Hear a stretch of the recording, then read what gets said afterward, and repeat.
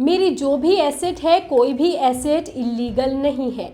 जो भी fund company से फंड मेरे अकाउंट में आया है, सारे के सारे बहुत बड़ी बड़ी कंपनीज हैं, यूनिकॉर्न कंपनीज हैं, उनके बड़े बड़े नाम हैं और हर एक फंड का टैक्स, चाहे वो जीएसटी हो, चाहे वो इनकम टैक्स हो, सब पेड है। मैं इतना बस बोलना चाहूँगा कि मेरे पास हर चीज़ का हिसाब है। मेरी बस ये रिक्वेस्ट है कि कोई भी फैंटेसी क्रिकेट को सट्टा, फैंटेसी क्रिकेट को जुआ ना बोला जाए, क्योंकि मैं उस काम की पूजा करता हूँ। उसी काम ने मुझे बनाया है। मेरे साथ जितने भी लोग हैं उनकी इसी से ज़िंदगी और उनके घर भी इसी से चल रहे हैं। है दुबई में बैठे यूट्यूबर अनुराग द्विवेदी का, क्योंकि वो ईडी के शिकंजे में फंस चुका है। उस पर आरोप है कि उसने धोखाधड़ी, जालसाजी और अवैध सट्टेबाजी की है और उसी से करोड़ों की दौलत बनाई है। लेकिन महज एक यूट्यूबर इतना बड़ा स्कैम कैसे कर सकता है? दरअसल ये सिर्फ एक अनुराग की कहानी नहीं है, बल्कि ये एक बड़ा स्कैम है।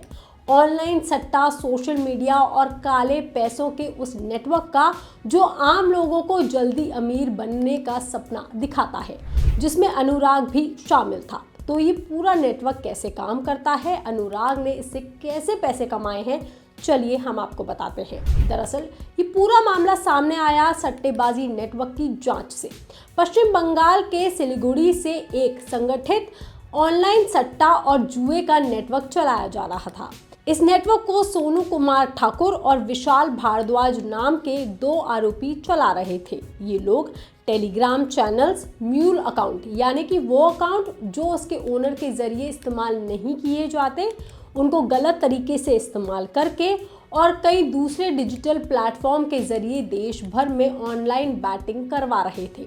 ईडी के मुताबिक उत्तर प्रदेश के उन्नाव का रहने वाला अनुराग द्विवेदी भी इस ग्रुप में अहम और एक्टिव रोल निभा रहा था। अनुराग कई बैटिंग और गेमिंग एप्स को प्रमोट कर रहा था।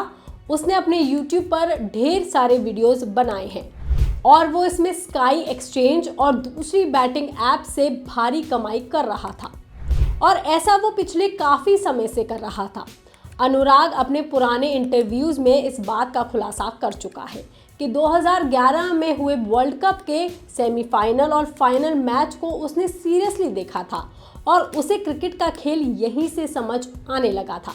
इसके बाद उसने साल 2013 से आईपीएल के मैचों में दिलचस्पी लेना शुरू किया।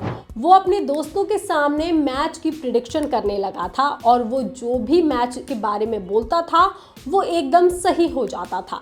यहीं से उसे कॉन्फिडेंस आना शुरू हुआ कि वो मैच का प्रिडिक्शन कर सकता है। इसके बाद वो साल 2017 में क्रिकेट सट्टेबाजों से जुड़ गया। जी हाँ, यहीं से होती है सट्टेबाजी की जो कहानी पूरी शुरू। मगर इसमें उसे भारी नुकसान हुआ। तब अनुराग अपने घर पर ही रहता था, लेकिन जब उसे लाखों का नुकसान हो गया तो वो अपना घर छोड़ करके दोस्त के साथ दिल्ली आ गया। यहाँ उसे फैंटेसी क्रिकेट प्लेटफॉर्म जैसे ड्रीम 11 के बारे में पता चला, जिसके बाद उसने अपने YouTube पर क्रिकेट प्रिडिक्शन और फैंटेसी टिप्स के वीडियोस बनाना शुरू किए। ये एप्स ऑनलाइन सट्टा खिलाने का काम करते हैं और लोगों को कम पैसे लगा करके पल भर में अमीर बनाने का सपना भी दिखाते हैं, जिससे देश भर के युवा इन प्लेटफॉर्म्स पर सट्टा लगाने के लिए प्रेरित होते हैं और सट्टेबाजी में फंस जाते हैं। और इसी प्रमोशन के बदले में अनुराग को हवाला और म्यूल अकाउंट्स के जरिए भारी रकम मिलती थी, जिससे उसने अपनी करोड़ों की दौलत बनाई है। लेकिन भारत में ये सब कुछ करना गैर कानूनी है और बैन भी है।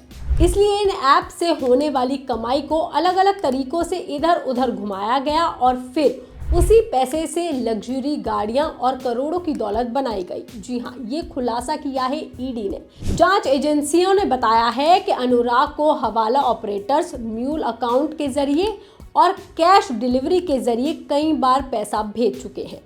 उनकी कंपनियों और परिवार के अकाउंट में अलग अलग जगहों से भी कई बार पैसा आया है, लेकिन इन पैसों के पीछे कोई वैध बिजनेस का कारण अभी तक सामने नहीं आया है।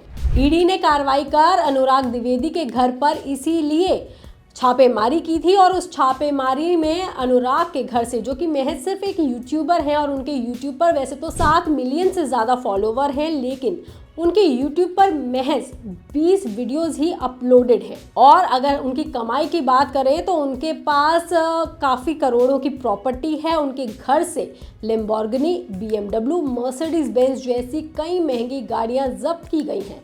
जांच एजेंसियों का आरोप है कि ये सभी गाड़ियां ऑनलाइन सट्टेबाजी और जुए से कमाए गए पैसों से ही खरीदी गई थी।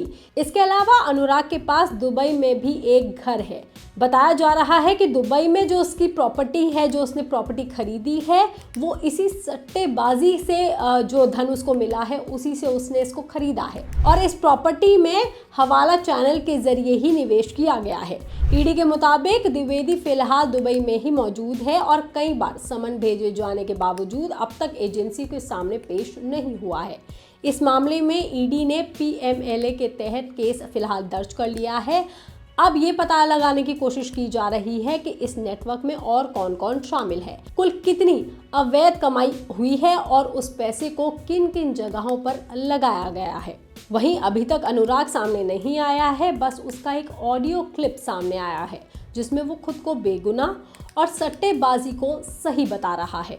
और अनुराग का कहना है कि उसका कोई भी एसेट इलीगल नहीं है। हम आपको बता दें कि ईडी का शिकंजा अब उस पर कस चुका है और ईडी लगातार पता लगाने की कोशिश कर रही है कि इस नेटवर्क में और कौन कौन शामिल था। अनुराग द्विवेदी जो सिर्फ एक महज यूट्यूबर है, जो आज तक कुछ टाइम पहले साइकिल पर चला करता था, आज उसके पास इतनी महंगी महंगी गाड़ियां हैं और जो पैसा उसके अकाउंट में आया है वो कहां से आया है, किस बिजनेस के थ्रू आया है, इसका अभी तक कोई सबूत नहीं मिला है।